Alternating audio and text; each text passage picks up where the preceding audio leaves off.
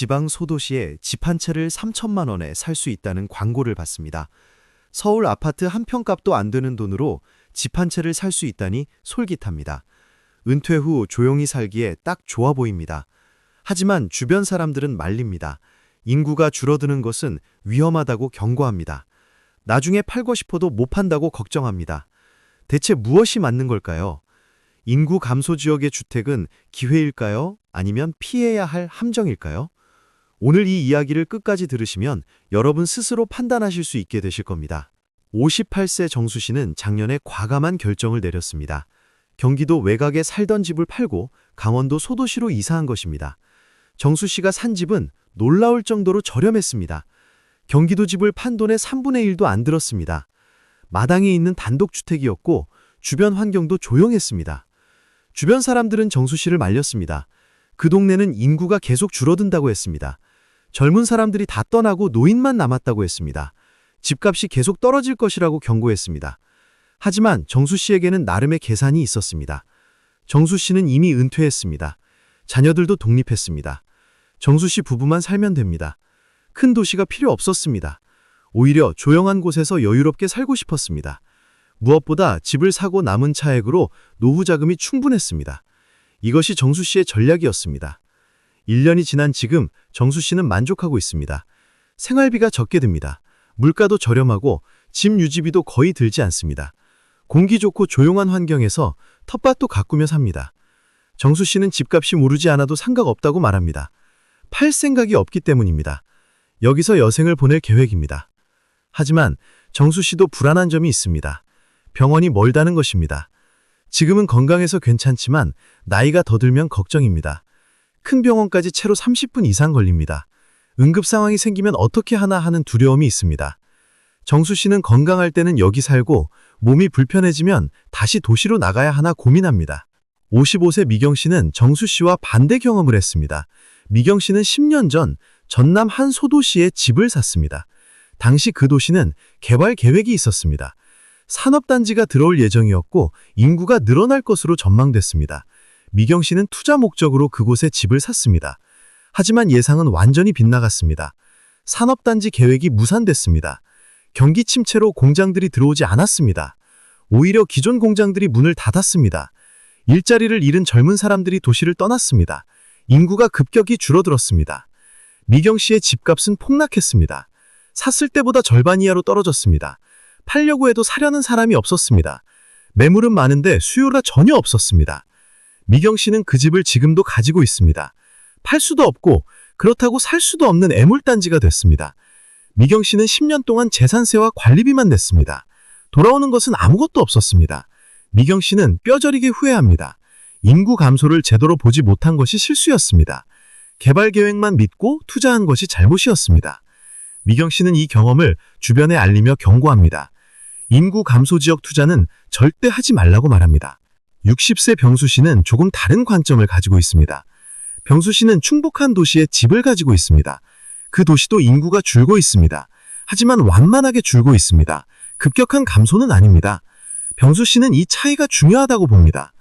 병수 씨가 사는 도시는 대학이 있고 중견 기업들이 있습니다. 일자리가 완전히 사라진 것은 아닙니다. 젊은 사람들이 떠나긴 하지만 일부는 남아 있습니다. 인구가 줄지만 완전히 공동화되지는 않았습니다. 병수 씨는 이런 곳이라면 괜찮다고 판단합니다. 병수 씨의 집값은 크게 오르지는 않았지만 떨어지지도 않았습니다. 거래는 더디지만 적정 가격에 팔 수는 있습니다. 병수 씨는 이 집을 은퇴 후 거처로 생각합니다. 서울보다 저렴하고 조용해서 노후를 보내기 좋다고 봅니다. 하지만 완전히 낙후된 곳은 아니어서 기본 인프라는 있습니다. 병수 씨는 이렇게 조언합니다. 인구 감소 지역이라고 다 똑같지 않다고 말합니다. 급격히 줄어드는 곳과 완만하게 줄어드는 곳은 다르다고 설명합니다. 최소한의 인프라와 일자리가 있는 곳이라면 고려할 만하다고 조언합니다. 이 세 사람의 이야기가 보여주는 것은 무엇일까요? 인구 감소 지역의 주택 투자는 단순하지 않다는 것입니다. 무조건 기회도 아니고 무조건 리스크도 아닙니다. 상황에 따라 판단이 달라져야 합니다. 인구 감소 지역을 판단할 때 가장 중요한 것은 감소 속도입니다. 천천히 줄어드는 것과 급격히 줄어드는 것은 완전히 다릅니다. 급격한 인구 감소는 재앙입니다. 학교가 폐교되고 상점이 문을 닫습니다. 병원도 떠나고 교통편도 줄어듭니다. 이런 곳은 절대 피해야 합니다. 반면 완만한 인구 감소는 관리 가능합니다. 인프라가 유지되고 기본 서비스는 받을 수 있습니다. 집값이 크게 오르지는 않지만 급락하지도 않습니다. 실거주 목적이라면 고려할 수 있습니다. 두 번째로 중요한 것은 일자리입니다. 인구가 줄어도 일자리가 있는 곳은 버팁니다. 공장이든 관공서든 대학이든 일자리가 있으면 사람이 남습니다. 반대로 일자리가 완전히 사라진 곳은 희망이 없습니다. 젊은 사람들이 전부 떠나고 노인만 남았습니다. 세 번째는 의료 인프라입니다. 나이가 들수록 병원이 중요합니다. 종합병원이 가까운지 응급실이 있는지 확인하십시오. 아무리 집이 싸도 병원이 없으면 노후 거주지로 적합하지 않습니다. 넷째는 교통입니다. 대도시까지 얼마나 걸리는지가 중요합니다. 1시간 안에 갈 수 있다면 괜찮습니다. 필요할 때 도시에 나갈 수 있기 때문입니다. 하지만 2시간 이상 걸린다면 고립됩니다. 완전히 단절된 삶을 각오해야 합니다. 다섯 번째는 목적입니다. 투자 목적이냐 실거주 목적이냐에 따라 판단이 달라집니다. 투자 목적이라면 인구 감소 지역은 피해야 합니다. 집값 상승을 기대하기 어렵고 팔기도 힘듭니다. 반면 실거주 목적이고 평생 살 각오라면 고려할 수 있습니다. 부동산 전문가들도 이런 관점을 강조합니다. 한 전문가는 이렇게 말합니다. 인구 감소 지역을 일괄적으로 판단하면 안 된다고 강조합니다. 지역마다 상황이 다르고 개인마다 필요가 다르다고 설명합니다. 다른 전문가는 구체적인 기준을 제시합니다. 인구 감소율이 연평균 1% 미만이라면 관리 가능하다고 봅니다. 하지만 2% 이상이라면 위험하다고 경고합니다. 또한 청년 인구 비율이 10% 이하로 떨어진 곳은 피하라고 조언합니다. 또 다른 전문가는 실제 예를 듭니다.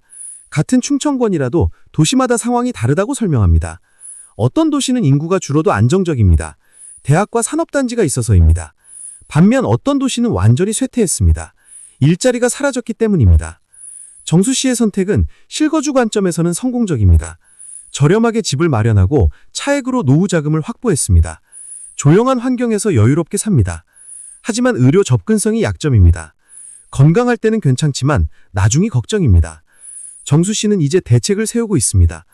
몇 년 후 건강이 나빠지면 다시 도시로 나갈 계획입니다. 그때는 이 집을 팔고 도시 근처 작은 아파트로 옮길 생각입니다. 정수 씨는 이렇게 말합니다. 인생 단계에 맞춰 집을 바꾸는 것도 전략이라고 말입니다. 미경 씨의 실패는 투자 관점에서의 교훈입니다. 인구 감소 지역의 투자 목적으로 집을 사는 것은 위험합니다. 개발 계획을 믿어서도 안 됩니다. 계획은 언제든 바뀔 수 있습니다. 확실한 것은 인구 추이뿐입니다. 인구가 줄어드는 곳에 투자하는 것은 도박입니다. 미경 씨는 이제 다른 사람들에게 경고합니다. 싸다고 덥석 사지 말라고 합니다. 왜 싼지 이유를 생각해 보라고 조언합니다. 대부분 싼 이유가 있다고 설명합니다. 그리고 그 이유는 보통 인구 감소라고 말합니다. 병수 씨의 접근은 가장 현실적입니다. 인구가 줄어도 완만하게 줄어드는 곳을 선택했습니다. 최소한의 인프라가 있는 곳을 골랐습니다. 투자 수익을 기대하지 않고 실거주 목적으로 접근했습니다. 이런 신중한 태도가 리스크를 줄였습니다. 병수 씨는 이렇게 조언합니다. 욕심을 버리라고 말합니다. 집값이 오를 거라는 기대를 하지 말라고 합니다. 대신 저렴하게 살 수 있다는 것에 만족하라고 권합니다. 그리고 최소한의 안전장치는 확보하라고 조언합니다. 병원과 교통 같은 필수 인프라 말입니다. 여러분이 인구 감소 지역의 주택을 고려하신다면 다음을 확인하시기 바랍니다. 첫째, 정확한 인구 통계를 보십시오. 최근 10년간 인구가 어떻게 변했는지 확인하십시오. 급격히 줄었다면 위험 신호입니다. 둘째, 일자리 현황을 파악하십시오. 주요 기업이나 기관이 있는지 보십시오. 일자리가 있으면 사람이 남습니다. 일자리가 없으면 결국 공동화됩니다. 셋째, 의료 인프라를 점검하십시오. 종합병원까지 거리를 확인하십시오. 응급 상황을 대비할 수 있는지 따져보십시오. 특히 나이가 많으시다면 이것이 가장 중요합니다. 넷째, 교통편을 확인하십시오. 대도시까지 얼마나 걸리는지 알아보십시오. 고속도로나 철도 접근성을 보십시오. 너무 외딴 곳은 위험합니다. 다섯째, 목적을 명확히 하십시오. 투자 목적이라면 다시 생각하십시오. 실거주 목적이라면 평생 살 각오를 하십시오. 중간에 팔기는 어려울 수 있습니다. 인구 감소 지역의 주택은 기회일 수도 있고 리스크일 수도 있습니다. 상황과 목적에 따라 달라집니다. 맹목적으로 피할 필요도 없고 무턱대고 뛰어들 필요도 없습니다. 냉정하게 따져보고 신중하게 결정해야 합니다. 가장 중요한 것은 자신을 아는 것입니다. 내가 무엇을 원하는지, 무엇을 감당할 수 있는지를 알아야 합니다. 투자 수익을 바란다면 인구 감소 지역은 답이 아닙니다. 하지만 조용한 노후를 원하고 의료 접근성을 감추할 수 있다면 선택지가 될 수 있습니다. 오늘의 이야기가 여러분의 현명한 판단에 도움이 되었기를 바랍니다. 이 영상이 유익하셨다면 구독과 좋아요 부탁드립니다. 여러분의 관심이 더 정확한 정보를 전하는 힘이 됩니다. 다음에도 현실적이고 솔직한 이야기로 찾아뵙겠습니다. 감사합니다.